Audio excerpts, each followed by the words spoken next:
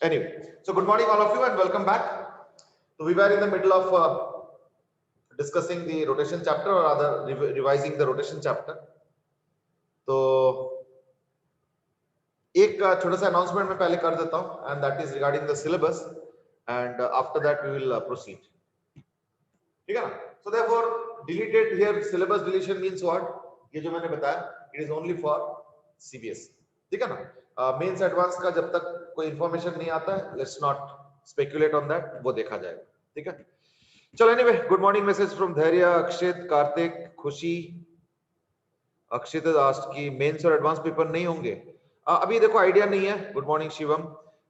Satyam is also आज आपको recording डालते हो यूट्यूब पर. अभी फिलहाल तो वही रहेंगे ना. ये क्वेश्चन का मीनिंग मुझे समझ में नहीं आया. ठीक है ना. One more question is from Rohan Nijavan and that is how many pre-boards are there? Actually interestingly school वाला ना ये नवंबर का भी जो एग्जाम है उसको भी प्री बोर्ड कहते हैं. I don't know why. ये चला आ रहा है, मतलब मैंने भी पॉइंट आउट किया था but then they have not changed it अभी. ये हाफ ईयरली सिलेबस है. आधा सिलेबस हुआ ना ये तो नवंबर वाला जो इस मंथ होगा. सॉरी नवंबर मतलब अगले मंथ होगा. अभी तो अक्टूबर चल रहा है, अगले मंथ होगा. तो उसको भी स्कूल में इंटरेस्टिंगली प्री बोर्ड कहते हैं. तो अगर उसको इंक्लूड करो तो नवंबर में एक प्री बोर्ड है, एक दिसंबर में, एक जनवरी में. शायद नवंबर और दिसंबर वाला शायद कंपलसरी है या शायद नवंबर और जनवरी वाला कंपलसरी है. वैसे दो प्री बोर्ड्स और होगा, जनवरी एंड और फरवरी beginning, but that is not compulsory. That is only for selected students who could not do pre board 2 and 3 well. कुछ कट ऑफ रखते हैं, आई थिंक शायद 50% 60% कुछ. तो जिनके नंबर 50-60% से नीचे आएंगे थ्योरी पेपर में इन प्री बोर्ड्स 2 and 3, उनको 4 and 5 भी देना पड़ेगा, which is there in January end and February beginning. That's the itinerary generally. तो बाकी तो देखा जाएगा. Aryan, Dhruv, good morning. Kartik, want more syllabus be delete from CBSE? हाँ Kartik, it is in the agenda, in the pipeline. I'm not sure whether the deleted syllabus that I'm going to send today is the final deleted syllabus. हो सकता है कि इससे भी और 2-4 topic delete हो जाए. अब जब तक देखो अनाउंसमेंट ना होता तो let's not speculate, let's keep it aside.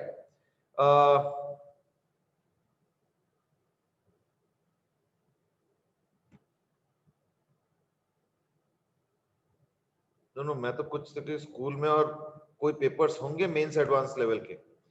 School में बेटे वो एलएन वाले पेपर्स तो होंगे. एलएन वाले पेपर्स ड्यू है क्या? तो वो तो होंगे डेफिनेटली. तो वो तो जो भी है वो आइटिनरी के हिसाब से होगा. सत्य में आज की मतलब आप YouTube से हटोगे तो नहीं? Well, that I don't know. Till now nobody has pointed out anything. जब तक pointed out नहीं होता तब तक YouTube में हूँ. अगर point out होगा तो then I might have to withdraw. वो देखना पड़ेगा. इंग्लिश में अच्छे नहीं आए तो क्या होगा? बेटे देखो 50% का जो बेंचमार्क है वो ऑल अक्रॉस सब्जेक्ट्स है. इंग्लिश में अच्छा नहीं होगा तो शायद इंग्लिश के लिए आना पड़ेगा, प्री बोर्ड भी देना पड़ेगा. तो डोंट टेक थिंग्स लाइटली, क्योंकि देखो अल्टीमेटली बोर्ड का percentage may not be mattering so much in your rank of IIT JEE, I understand, but फिर भी एक परसेंटेज को डाउन करके क्या मजा है? थोड़ा सा एफर्ट कर लो. अभी इंग्लिश में कोई बहुत ज्यादा एफर्ट नहीं चाहिए होता. अच्छा, वीडियोस रिमूव तो नहीं करेंगे? अच्छा, देखो अभी एज ऑफ नाउ रिमूव तो नहीं करेंगे, बट अगर मान लो रिमूव करना भी पड़ता है तो I will make alternative arrangements. That much I can commit. बाकी नहीं पता. ओके, आर्यन आज आस्क्ड कि वो शीट देने के लिए. हाँ आर्यन, और आई थिंक एक दो जने और ने भी मुझे रिक्वेस्ट किया उसके बारे में. That is in the pipeline. Just wait a little bit, वो होगा. That I understand. R Vedant says K L N वाला रिजल्ट पिछले 4 पेपर से हुआ नहीं है, आया नहीं है, रिजल्ट ही नहीं आया. ये क्या पेपर है?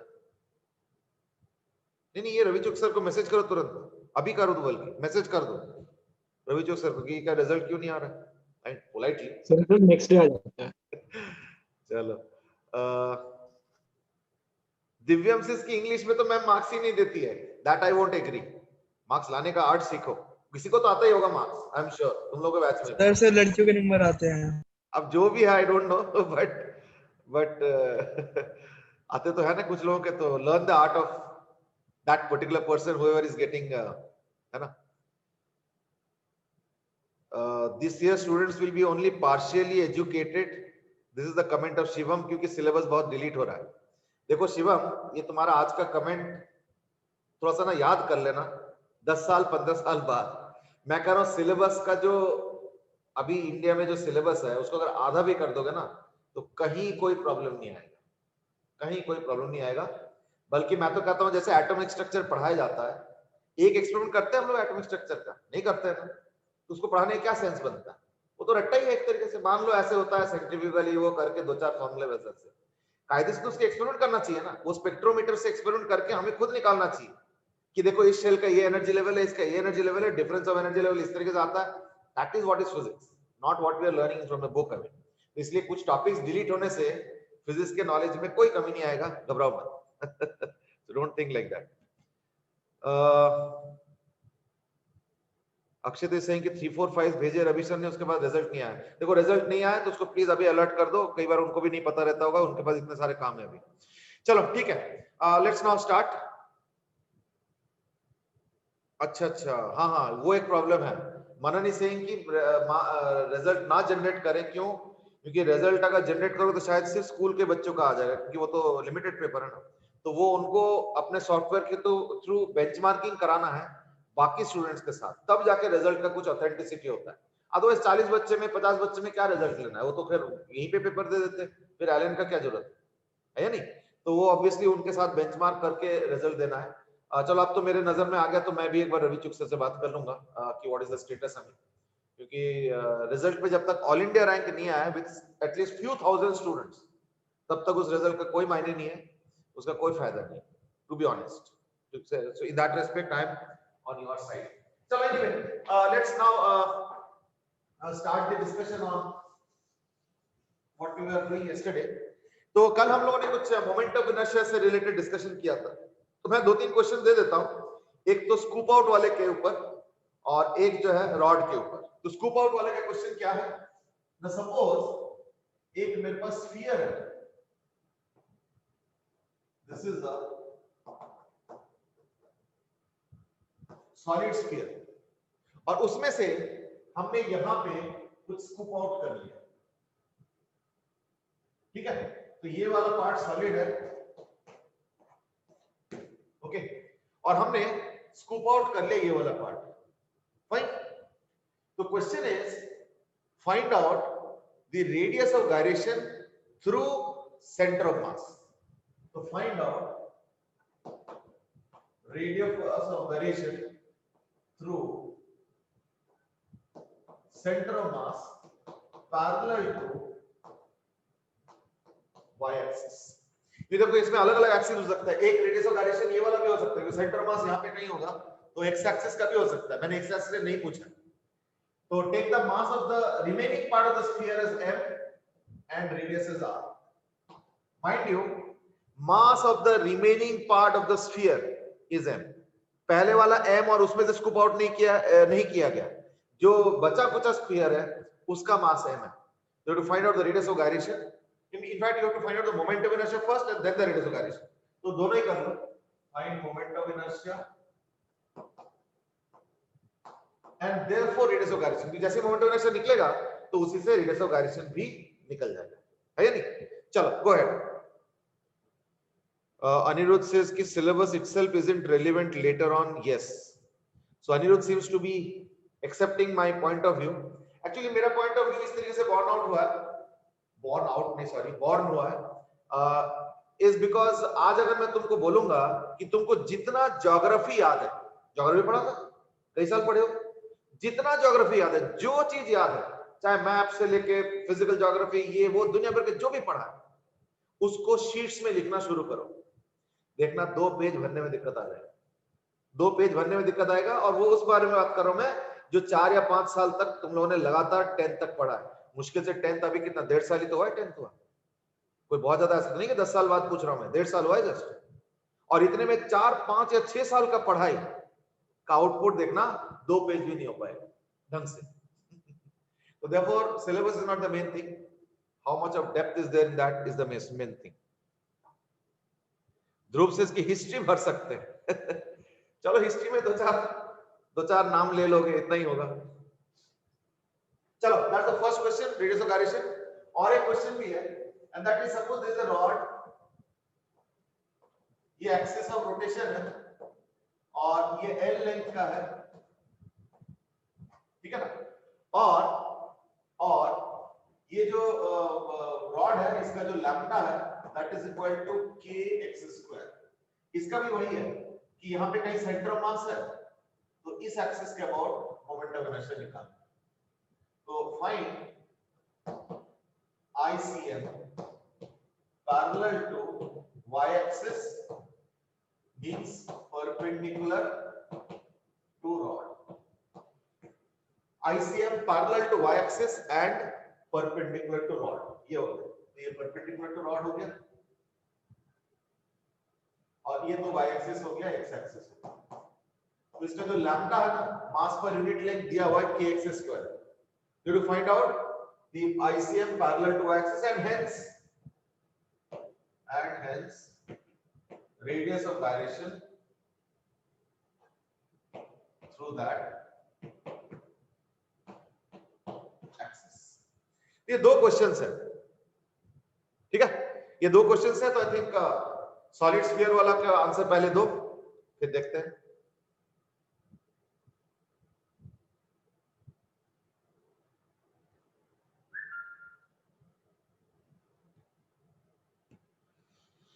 R Vedanta has given the first answer and that is for the solid sphere, and that is 57/140। MR square तो नहीं है, मैं फैक्टर लिख देता हूं 57/140। वेदांता तब तक रॉड वाला क्वेश्चन कर सकते हो। 57/140, दिस इज वन आंसर। एक आंसर आया 57/140। मैं और वेट कर रहा हूं कोई और आंसर आ जाए।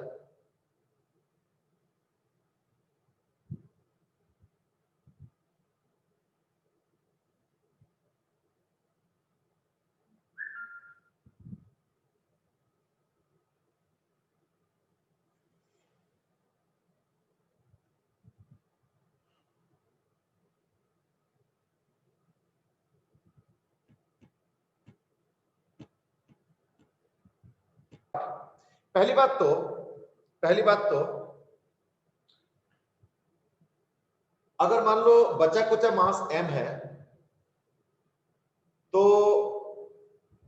ओरिजिनल मास कितना होगा ना, m प्लस m/7। क्योंकि ये जो अगर पूरा स्फीयर का वॉल्यूम v होता है, पूरा स्फीयर का वॉल्यूम अगर v होता है तो इसका होगा v/8, ये रेडियस आधा है, यानी मास भी m/8 होगा।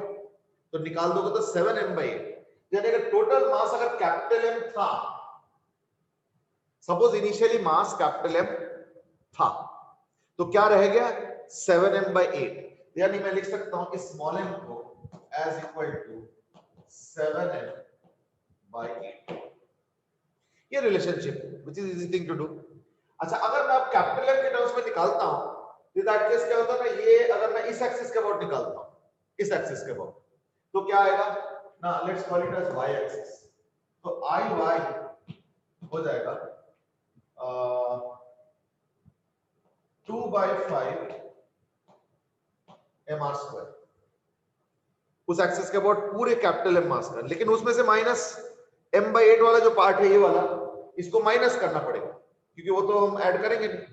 तो माइनस इसका हो जाएगा 2/5 m/8 into r/2 का होल स्क्वायर।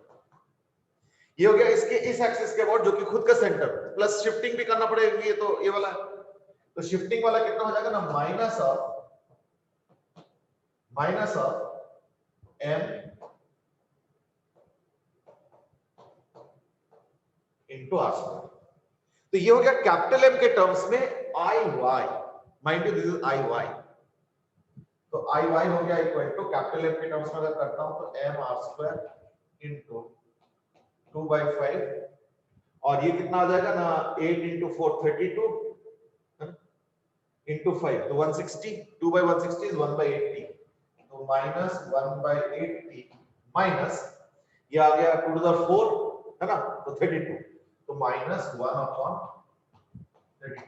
अगर मैं 160 लेता हूं तो दैट केस क्या होगा ना, 160 और ये mr², और ये हो जाएगा जो है 160 से कितना होगा, 5 से 32 to the 64 -2 है ना, -5. तो 64 - 7 is 57 by 160. That's equal to 57 by 160 mass. But अभी रुको, ये कौन सा आया? ये IY आया है, IY है, जबकि इसका सेंटर ऑफ मास यहाँ पे कहीं पे है, तो सेंटर ऑफ मास भी निकालना पड़ेगा, है ना। तो मैं एक काम करता हूँ फटाफट, इसका जो है ना सेंटर ऑफ मास तो निकालोगे, और ये जो कैपिटल M है इसको लिख देता हूँ एज 8m/7. तो 8m/7 अगर करता हूँ तो ये हो जाएगा 57/140, लेकिन वो होगा IY, ध्यान रखना। यानी IY का तो यही है, सो देयरफॉर IY आ गया 57/140. अब स्मॉल m के टर्म्स, स्मॉल m बिल्कुल सही है, लेकिन IY है, मैंने IY नहीं पूछा, मैंने पूछा थ्रू सेंटर ऑफ मास, है ना। Find out moment of inertia radius through centre of mass, तो पहले सेंटर ऑफ मास का लोकेशन निकालना पड़ेगा। तो सेंटर ऑफ मास कितना दूर है, ये x हो गया सपोज, तो सेंटर ऑफ मास कितना दूर होगा ना, यहाँ पे अगर एक नेगेटिव मास और वो सब कर दें, यदि अगर दोनों को निकाल दो तो क्या आ रहा ना, m/8 into -r/2, है ना, यार, और m/8 हटा दो तो क्या बचा, 3m/4, तो अपॉन 3m/4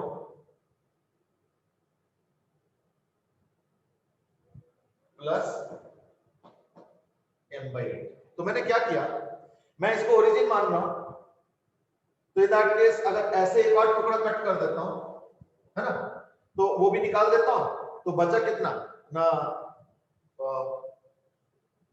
कैपिटल M में से ये हटा दिया, तो ये भी हटा दिया m/8, और ये भी m/8 हटा दिया, 2m/8 हट गया, तो यानी m/4 हट गया, तो बचा क्या, 3m/4, तो 3m/4 into 0, तो इसलिए लिखा नहीं, plus m/8 into -r/2, centre of मास इसका, तो वही लिखा m/8 into -r/2 upon total mass कितना है ना, टोटल मास हो गया 3m/4 और m/8, तो ये हो गया सेंटर ऑफ मास का शिफ्ट x, तो दिस इज x, तो वो कितना आ जाएगा ना, -mr/16 अपॉन ये आ जाएगा 8 तो 6 7 m/8, तो कितना आ गया, minus of r/14, minus of r/14। अब जगह बिल्कुल नहीं है, तो इसलिए मैं एक काम करता हूं, मैं यही इसी को मिटा देता हूं, ठीक है ना, तो ज्यादा जरूरत नहीं है। तो अब हम इसको इस तरह से बोलेंगे कि r/14 तो आ गया सेंटर ऑफ मास, तो देखो अब मैं लिखूंगा ICM plus m into r/14 का होल स्क्वायर, r/14 का whole square is equal to ये आएगा जो 57/140 आएगा, 57/140 मास, ये आएगा, ठीक है ना। तो इसलिए इसका आंसर ये नहीं आएगा, कुछ और आ रहा है। अब देखो क्या आ रहा है, यानी ICM क्या हो गया फिर ना, m² कॉमन ले लेता हूं, ये आएगा 57/140, बल्कि मैं कह रहा हूं 14 भी कॉमन ले लूं, तो आएगा 57/14 माइनस 57/10 माइनस 1/14, चेक कर लो, so it's a big calculation actually।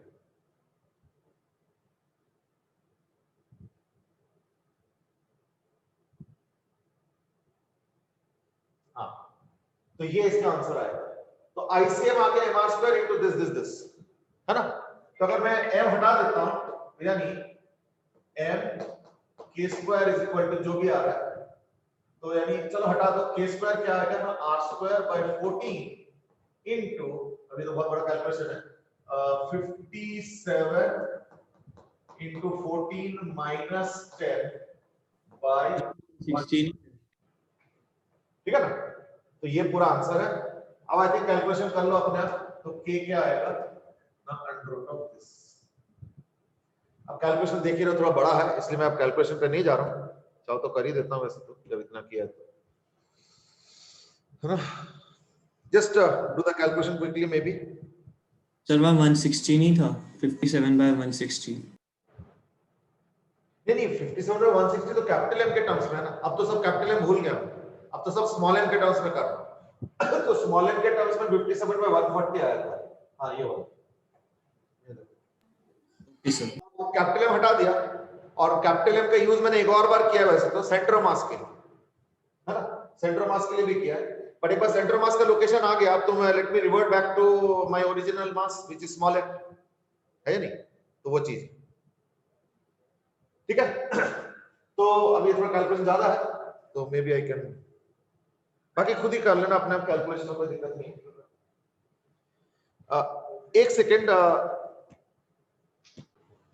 अच्छा एनीवे अभी ये समझ में आ गया ना। अभी चाहो तो कैलकुलेशन करना है तो कर लो, देख लो, है ना।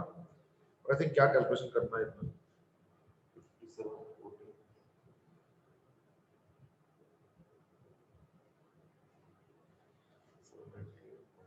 788 यानी equal to r into 788/14 into 140, है ना।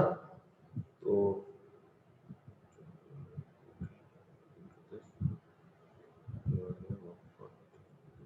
तो 0.407 अप्रोक्सीमेटली 2/5 आ, अप्रोक्सीमेटली कुछ r into under root of 0.407 ऐसे कुछ आ रहा। फिर आप बाकी भी कैलकुलेट कर लेना। चलो अब रॉड पे चलते हैं।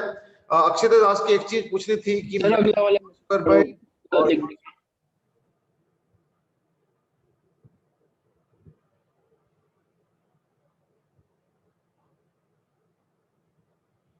ये अक्षय तुम्हारा क्वेश्चन ना समझ में नहीं आया बेटे, एक बार या तो दूसरी बार रिफ्रेम करके भेजो। वो capital M R square small M R square में कंफ्यूजन है मुझे हो रहा है कि तुम्हें क्या लिखना कोशिश किया। चलो एनीवे रॉड का आंसर आ चुका है, दोनों बिग एम ही है। कईयों का आंसर रॉड का आ चुका है। और रॉड के ऊपर आते हैं अभी हम लोग। हाँ कुछ बोल रहे थे? वो दोनों बिग एम ही है, वो गलती से लिख दिया था स्मॉल।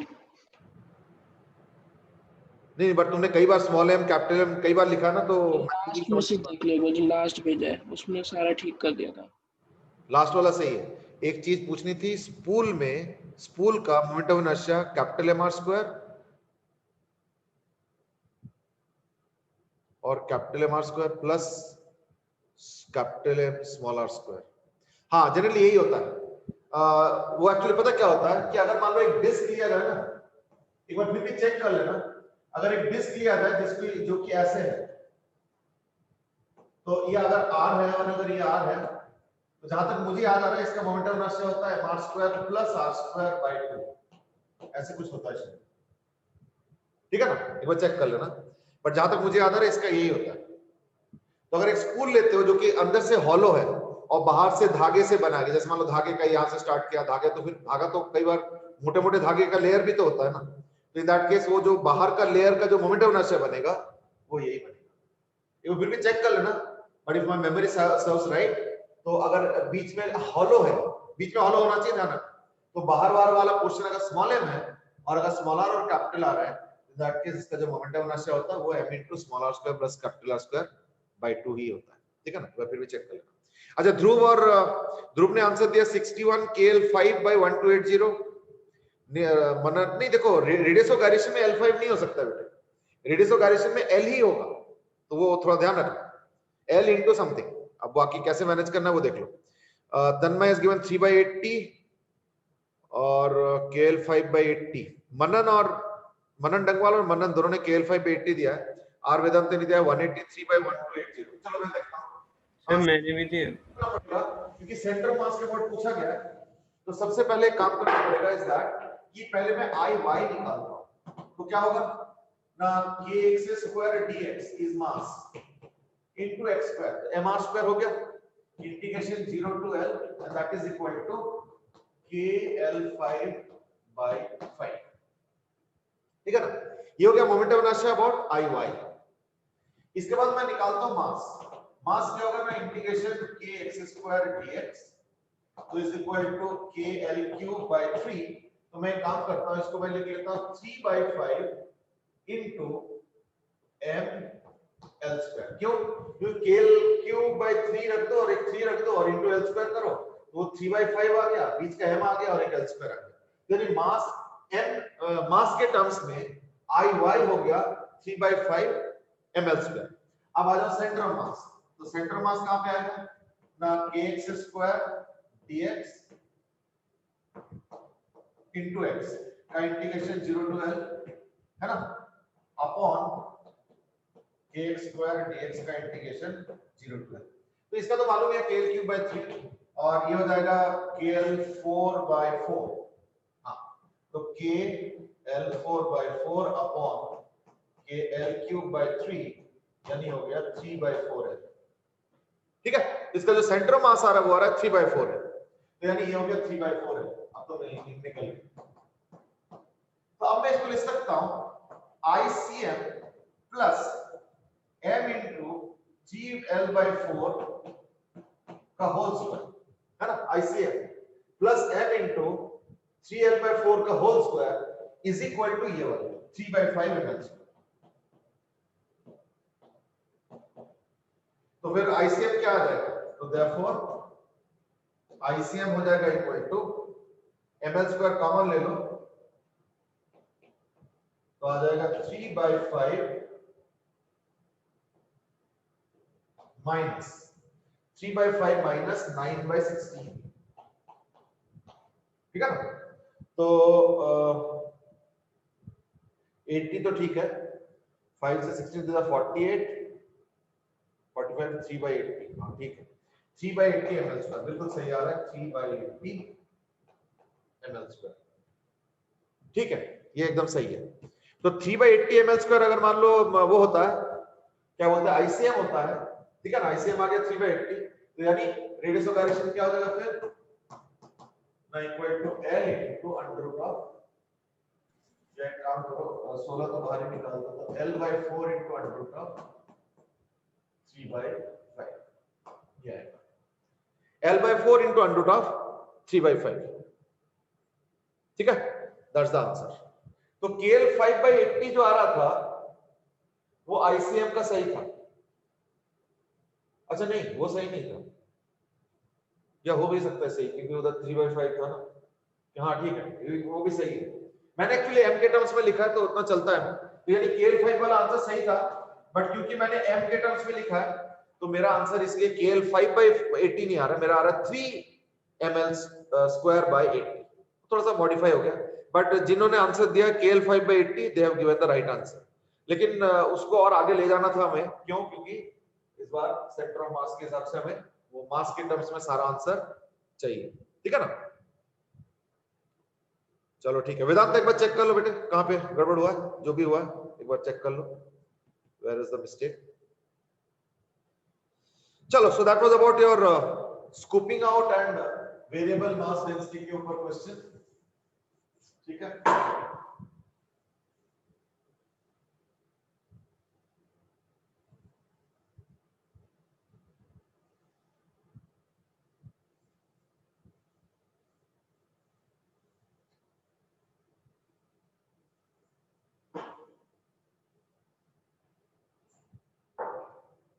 फाइन। आज हम लोग इसके बाद टॉर्क के ऊपर डिस्कशन करेंगे। तो टॉर्क के ऊपर डिस्कशन में एक छोटा सा कंसेप्ट आता है, that is called as line of action. इसमें हमने वैसे डिस्कस किया है,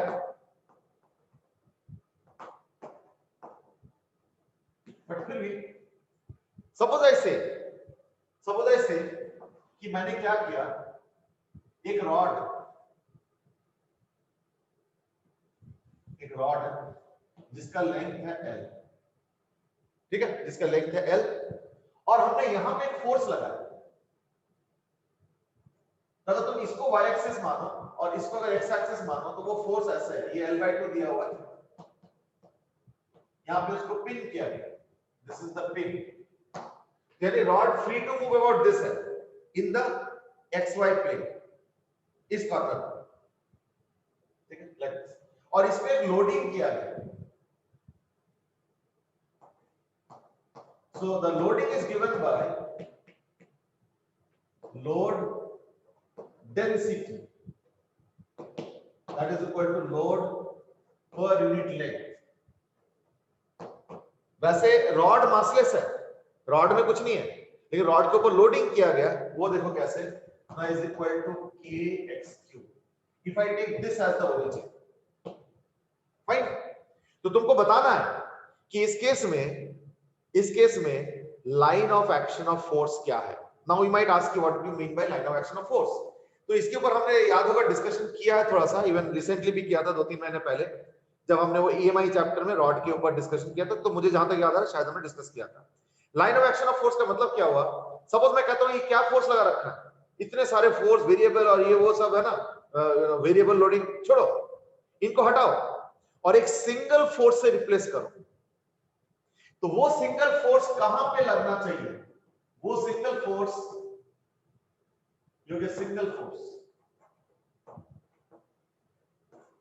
वो सिंगल फोर्स कहां लगने चाहिए, सो दैट ये पूरा वेरिएबल लोडिंग का इफेक्ट और इस सिंगल फोर्स का इफेक्ट बराबर होना चाहिए. That is the case. तो ये हो जाएगा लाइन ऑफ एक्शन. फिर तुमको x निकालना है, तुमको बेसिकली x निकालना है. ठीक है, go ahead. So this is called as line of action of force. अच्छा एक काम करो, ये तो चलो थोड़ा सा आगे का सिचुएशन है, इससे एक थोड़ा सा इजियर वर्जन करते हैं. I think that would be easier, that would be better. तो मान लो एक रॉड है, एज यूजुअल यहां पे पिन कर दिया मैंने कॉर्नर पे पिन करना कोई जरूरी नहीं है, ध्यान रखना. या चलो एक काम करो, कॉर्नर पे मत पिन करो, इसको पिन यहां पे कर दो. ये हो गया L, ये हो गया 3L. यहां पे एक फोर्स है, यहां पे एक फोर्स है और यहां पे भी एक फोर्स है. 5F, 2F, 3F. ठीक है, ये डिस्टेंस क्या दे रखा है ना, ये दे रखा है 2L. इस तरफ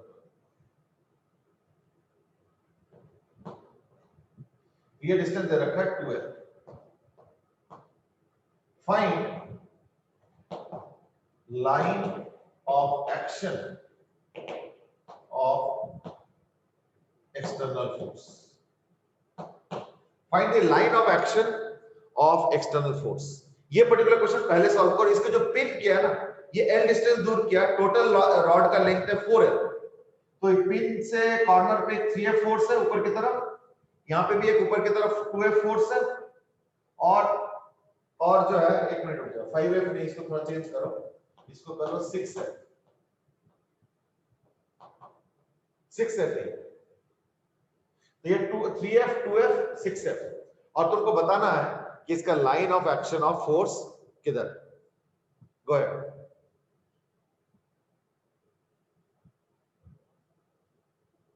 पहले इसको निपटाओ, फिर उस पर ध्यान दो. इसको क्वेश्चन 2 समझो, नहीं क्वेश्चन 3 रहा, दिस इज क्वेश्चन 4. पहले क्वेश्चन 3 निपटाओ.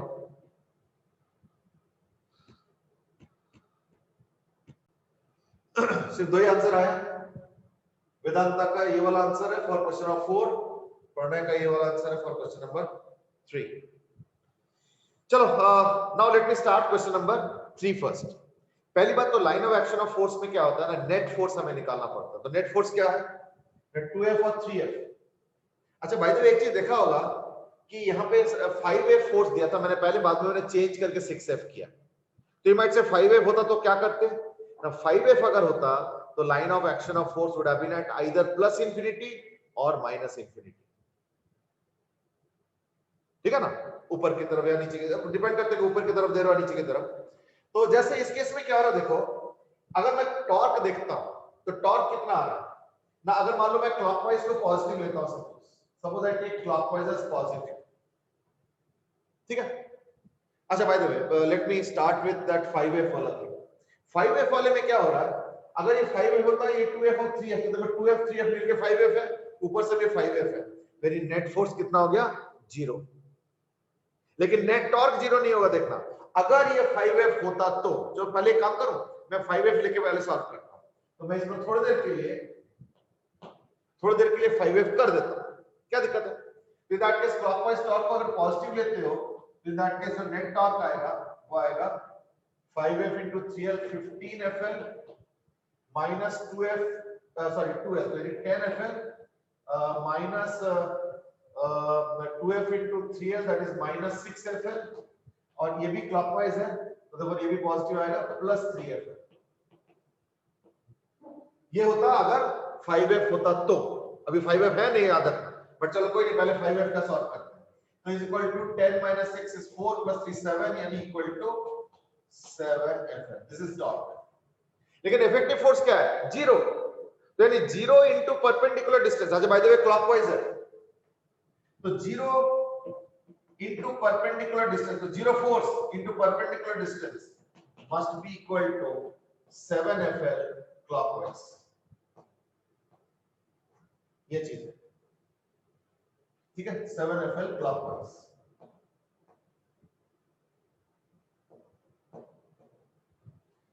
तो therefore perpendicular distance क्या होगा? Therefore perpendicular distance will be equal to infinite। और अगर तुम नीचे की तरफ फोर्स लेते हो, तो दैट केस क्या होगा ना, परपेंडिकुलर डिस्टेंस होगा प्लस इंफिनिटी, और अगर ऊपर की तरफ फोर्स लेते हो तो in that case perpendicular distance होगा माइनस इंफिनिटी, क्योंकि तुम ऐसे करोगे क्योंकि नेट टॉर्क क्लॉकवाइज देना है। तो therefore perpendicular distance equal to infinity if the f is equal to 0 is considered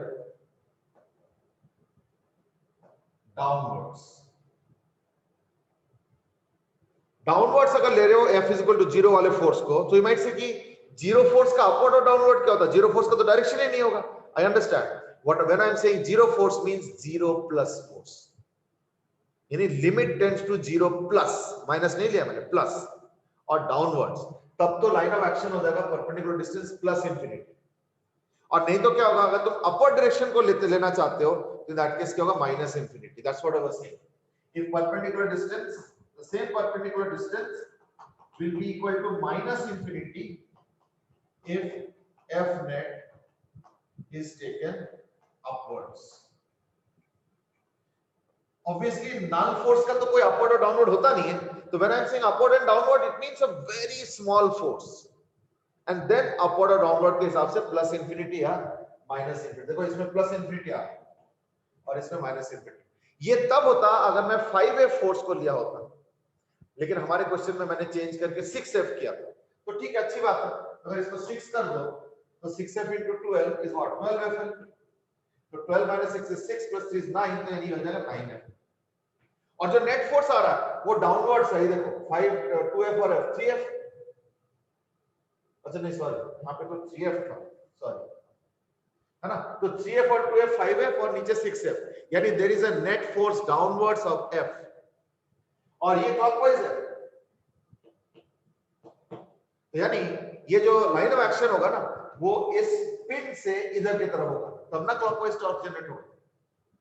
कितने डिस्टेंस दूर होगा ना, f into x ले लो नेट फोर्स, तो अब तो जीरो वाला खत्म हो गया ना, अब हो जाएगा f into x, ये तो 3f है,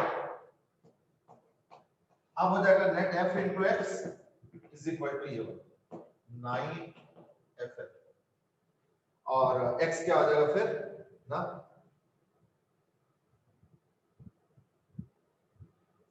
9 है, यानी x इक्वल टू आ गया 9। ये हो गया line of action of force इस पर्टिकुलर क्वेश्चन का। Shivam is saying that plus infinity और माइनस इंफिनिटी कैसे डिसाइड करा, ये प्लीज बता दो। देखो नेट फोर्स तो 0 है, अब 0 का क्या डायरेक्शन लोगे, प्लस या मतलब डाउनवर्ड और अपवर्ड, तो कुछ तो लो। तो अगर डाउनवर्ड है लेट्स से, अच्छा क्लॉकवाइज टॉर्क है, इतना तो मुझे पता चल चुका है, 5f वाले केस की बात कर रहा हूं मैं, तो क्लॉकवाइज टॉर्क है। अब क्लॉक अगर डाउनवर्ड फोर्स देके क्लॉकवाइज टॉर्क करना है तो यहां से तो होगा नहीं, तो यानी पिन के इस तरफ जाना पड़ेगा, कितना दूर, इनफाइनाइट डिस्टेंस दूर। आंसर तो इंफिनिटी आ रहा है। और पिछले क्वेश्चन, अब तो इसको मत देखो, ये तो अभी चेंज हो गया। पिछले क्वेश्चन में देखा होगा परपेंडिकुलर डिस्टेंस इनफाइनाइट आ रहा था क्योंकि नीचे 0 आ रहा था, तो अब अगर फोर्स को नेट फोर्स को डाउनवर्ड लेते हो in that case plus infinity, और नेट फोर्स को अपवर्ड्स लेते हो in that case minus infinity, क्योंकि 0 इंटू इंफिनिटी करोगे तब ना फाइनाइट नंबर के आसपास कुछ आ सकता है, वो भी लिमिट लेने के बाद, है ना। तो वो चीज है, बट खैर मैंने चेंज कर दिया, मैंने इसको 6f कर दिया, तो यानी नेट फोर्स आ गया f downwards into some perpendicular distance is equal to net torque. तो नेट टॉर्क कितना आ रहा है क्लॉकवाइज, ये देखो, ये क्लॉकवाइज है, ये क्लॉकवाइज है, एंटी क्लॉकवाइज है, ये क्लॉकवाइज है, ये क्लॉकवाइज है, एंटी क्लॉकवाइज। तो अकॉर्डिंगली देखो हमने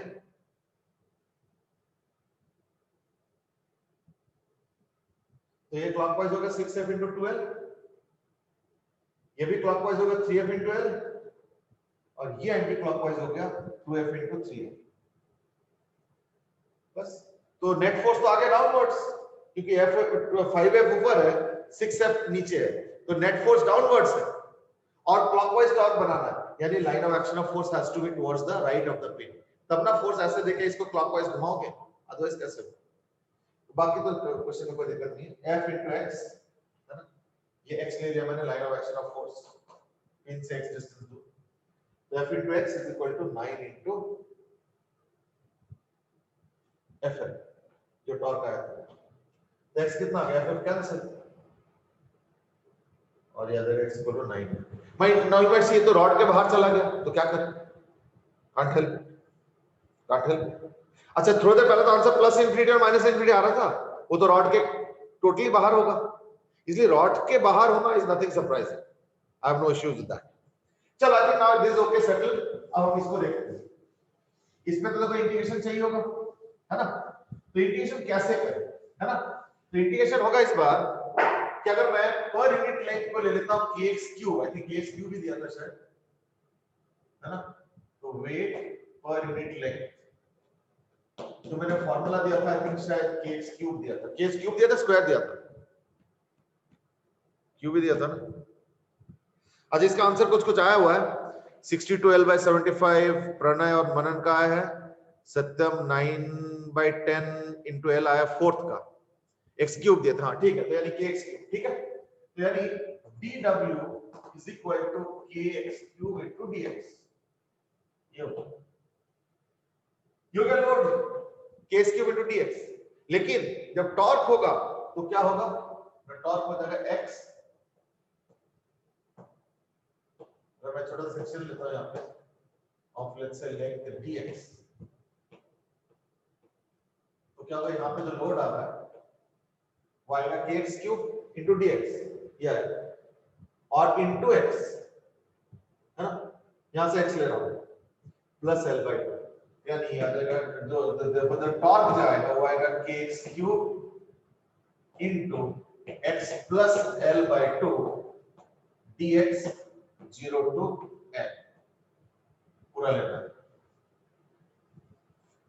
सॉरी l/2, x तो यहां से आता है बस, l/2, you get net torque is equal to net force into perpendicular, तो नेट फोर्स कितना आ गया, kx3 dx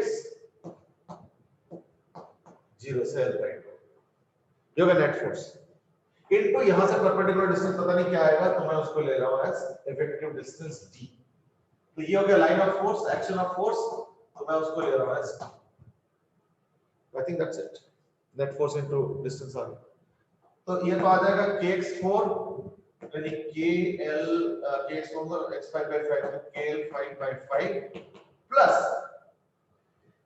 x3 का x4/4 और इनटू l/2, तो यानी 8, तो यानी kl, अच्छा नहीं तो गलत हो गया, kl5/5 नहीं आएगा, k/5 और x3 into x4 हो गया, तो 5 करके आ गया, और l/2 to the power 5 आ गया, है ना, तो यानी l5/16 ये भी आएगा, प्लस नेट टॉर्क आ गया, ठीक है,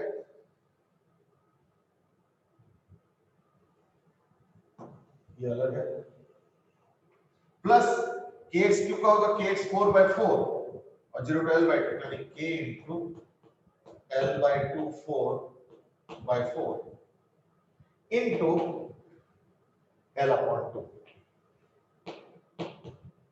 you get tau net, is equal to KL5 common ले लो, तो KL5 कॉमन हो तो 1/80 प्लस 16 into 8 है ना, यानी 128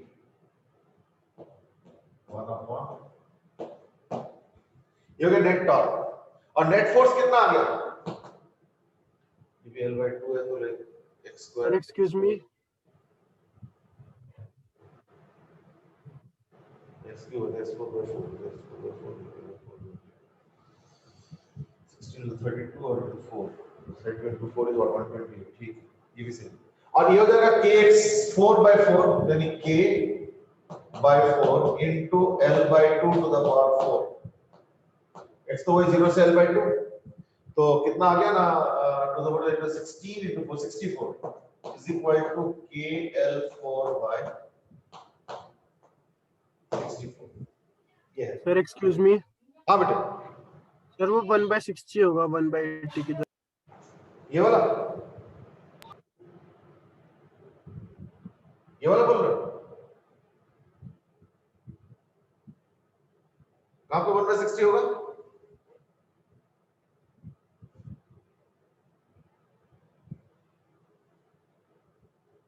हाँ ये 32, ये 160 है ना, क्योंकि KL5/5 आ रहा है और वो by 2 है तो 2/5 हो गया 32, ठीक, ये आ गया। और आई थिंक ये आ जाएगा, ये तो ठीक है, ये 4/4 L/2 to the power 4/4 into L/2, तो 2/4 is like 16 into 4, तो 64 into 2 120, ठीक, 120, ठीक है ना। आई think now it's okay, KL4 by this। तो ये हो गया लोड है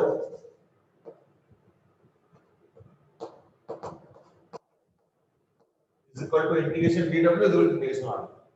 अब क्या है ना, this into perpendicular distance is equal to total torque, तो यानी मैं लिखूंगा KL4/64 into perpendicular distance p is equal to this। अब ये कितना आएगा देखो जरा, पावर ज्यादा कैलकुलेशन, चलो क्या कर सकते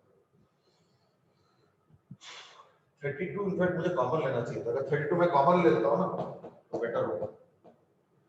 ये देगा 1/5 प्लस 1/4, तो आप देखो सिंपल सॉल्यूशन आ जाएगा, 20 लेके 4 + 9 9/20 into 320, तो 20 into 3 640, यानी 9/640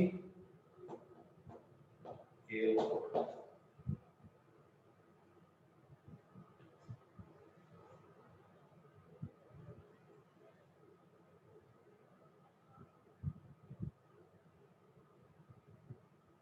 ठीक है, is equal to force into perpendicular distance p, तो यानी equal to KL4 by this thing, यानी p कितना हो जाएगा फिर, तो उसको वो कर लो कैलकुलेशन यहां पे कर दो,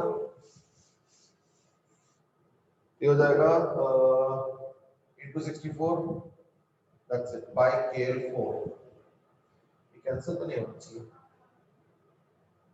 वही 5 है, 5 है।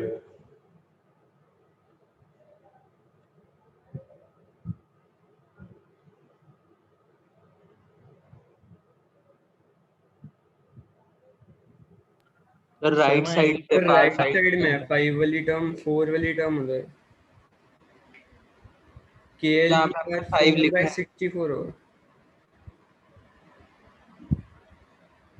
ये वाली ना, एक्चुअली ना मैंने हमने पावर्स इंटरचेंज कर दी दोनों साइड में। सर नेक्स्ट स्टेप में राइट में L की पावर 5 होगा,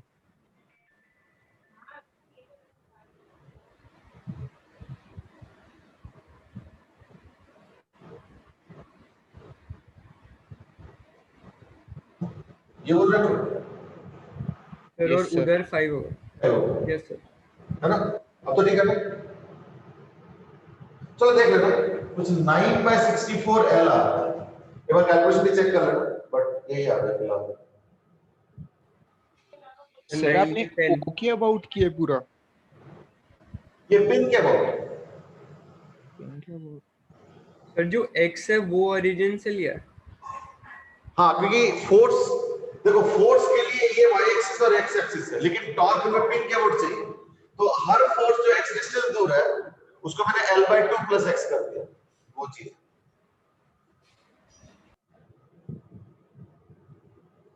टॉर्क तो ओरिजिन के अबाउट होगा ना, पिन यहाँ पे, अगर यहाँ पे पिन किए होते हैं तब तो दिक्कत नहीं, फिर तो इसको हटा ही दो, जरूरत ही नहीं।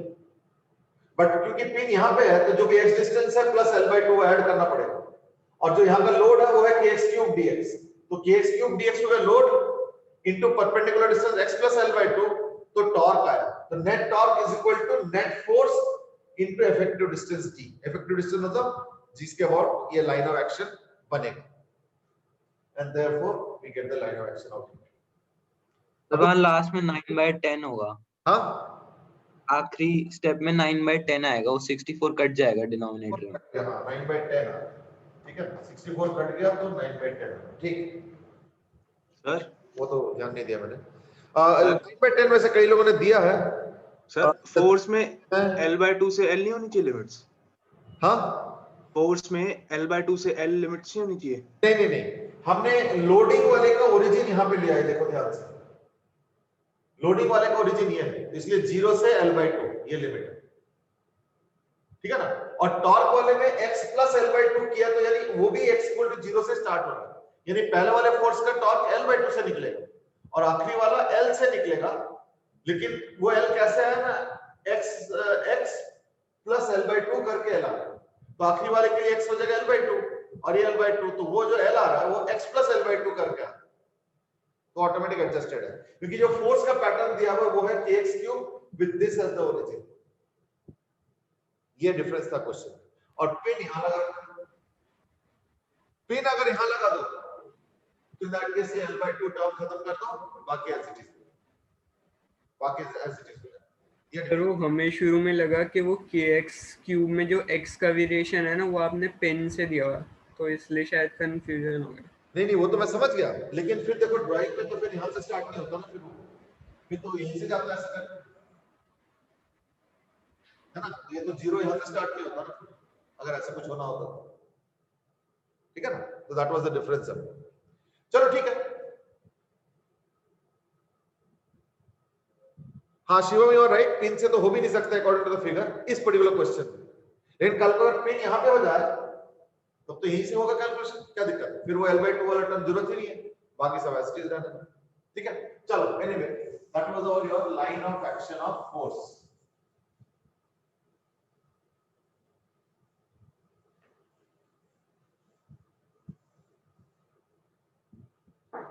बट मैं इस क्वेश्चन को अब चेंज कर रहा हूं, क्या चेंज कर रहा हूं ना, मैं चेंज कर रहा हूं इस तरीके से कि सपोज एक रॉड दे दिया मैंने, रॉड दे दिया और रॉड का लैम्ब्डा है kx और इस पे फोर्स लगा रहा हूं, ये फोर्स F है, ये रॉड फ्री टू मूव है, ये x है, ये y एक्सिस है, तो एक फोर्स तो यहीं पे है F, एक इधर है 3F और एक बिल्कुल मिड पॉइंट पे लगाया जा रहा है 4F, तो इसका लाइन ऑफ एक्शन कहां पे होगा, ये जो रॉड है ना इसका लैम्ब्डा kx है, ये y एक्सिस है, ये x एक्सिस है, तो ये रॉड का लैम्ब्डा है और ये दिया हुआ L/2 और दोनों कॉर्नर पे फोर्स है, यानी तीनों वेंटेज पॉइंट पे फोर्स है, एक L0 पे भी फोर्स है, एक L/2 पे फोर्स है और एक आखिरी वाले पॉइंट पे भी फोर्स है, अलग अलग है, F 3F 4F F, ये 3F, तो तुमको बताना है line of action of force. Go ahead. ये रॉड फ्री टू मूव है, ध्यान रखना, rod is free to move,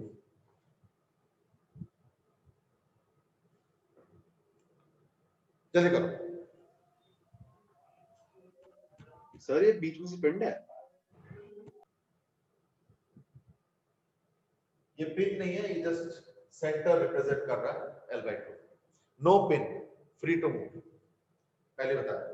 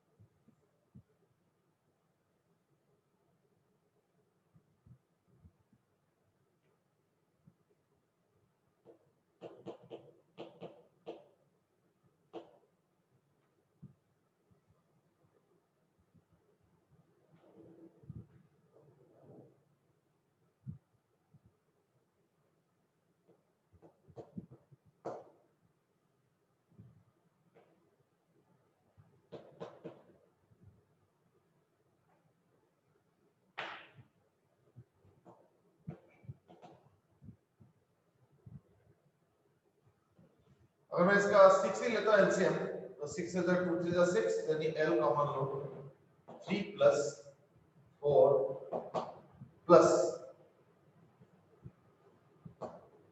12 by 11. Yeah, right. So 12 plus 4 is 16 plus 3 19, 11 by L is equal to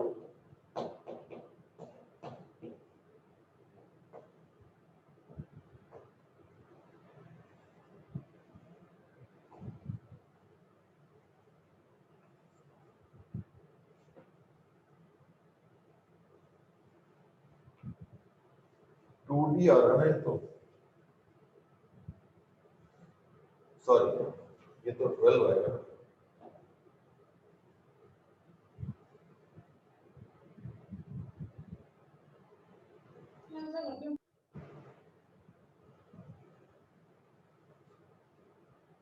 sir वो L/2 की जगह L होगा। हाँ Yes, sir. L होगा, ये L होगा।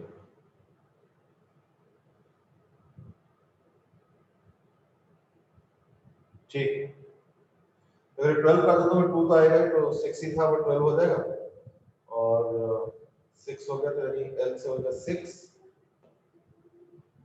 plus 4 plus 4, yeah,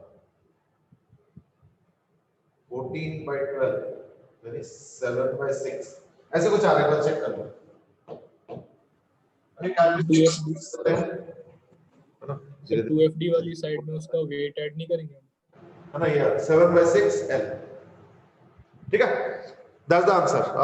7 by 6, Aryan and Satyam has got the answer 7 by 6. Pranay has also got the answer 7 by 6. R Vedanta 11 by 12, Manan 11 by 6. R Vedanta पहले 5L by 6 बता रहे थे। चलो जो भी है, now you know what is the answer, और फिर भी एक बार अगर कैलकुलेशन वगैरह कुछ चेक करना है तो कर लो। चलो, that's where we end today. Today we learned 2 ideas. One was a little bit of discussion on momentum inertia, some questions. Of course, momentum inertia is a very broad area, उसके और questions हो सकते हैं, but I think we discussed some tricky areas, and also line of action of force. So I think now we have a decently comprehensive idea about line of action of force. ठीक है? In the next class, we'll be talking about torque. There is the second law of rotation, rather Newton's second law of rotation, and then we'll be talking about angular momentum and energy conservation. Isn't it? That would be the sequence more or less. Sir. आज के लिए इतना ही, continue करेंगे इसको कल। Thank you sir. Regular class ही लगेंगे, ठीक है ना। चलो आज के लिए इतना। Thank you sir. ओके बेटे, and have a good day. Sir हमने रॉड का वेट क्यों नहीं ऐड किया? हाँ सर रॉड का वेट क्यों नहीं ऐड किया हमने इसमें नेट फोर्स में? बस बेटे सुनाई नहीं दे रहा। सर नेट फोर्स में हमने रॉड का वेट क्यों नहीं ऐड किया है? नहीं, मैंने तो रॉड को तो लिया ही नहीं, रॉड को तो हमने लिया ही नहीं, ठीक है ना। मैंने बोला था ना, टेबल टॉप पे, टेबल के ऊपर अलग अलग फोर्सेस लग रहे हैं हॉरिजॉन्टल, तो रॉड का वेट का टॉप नहीं है, ठीक है ना। तो बोला था फ्री टू मूव के कारण क्या करना पड़ा ना, मुझे सेंटर मास निकालना पड़ा, ये चीज है, तभी तो सेंटर मास निकालना पड़ा, है ना। Okay sir. ओके बेटा, आज के लिए